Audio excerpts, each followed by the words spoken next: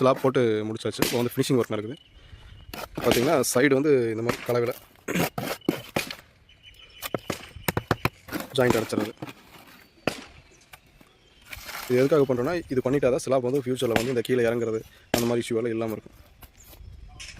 Next வந்து பார்த்திங்கன்னா இந்த மாதிரி ஜாயிண்டில் வந்து சந்து வரும்.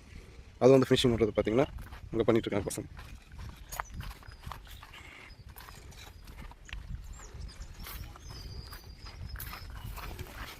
சிமெண்ட்டை நல்லா கரைச்சி தண்ணியில் கரைச்சி இந்த மாதிரி பாந்து மாதிரி அடைச்சி விட்ருவோம். இந்த மாதிரி பண்ணும்போது உங்களுக்கு வந்து அந்த சைடு வந்து கேப் தெரியாத மாதிரி வந்துடும். உங்களுக்கு வந்து இந்த ஜாயிண்டில் வந்து உங்களுக்கு கேப் தெரியாது, சந்து தெரியாத மாதிரி ஆயிரும் உங்களுக்கு. இது 2 அடைச்சிருக்காங்க, சந்து தெரியாது. இதில் வந்து பார்த்திங்கன்னா உங்களுக்கு நல்லா பார்த்திங்கன்னா சந்து தெரியும். 1 2வது ஸ்லாப்பில் தெரியும் பாருங்கள். உங்களுக்கு இதில் வந்து கேப் வராது.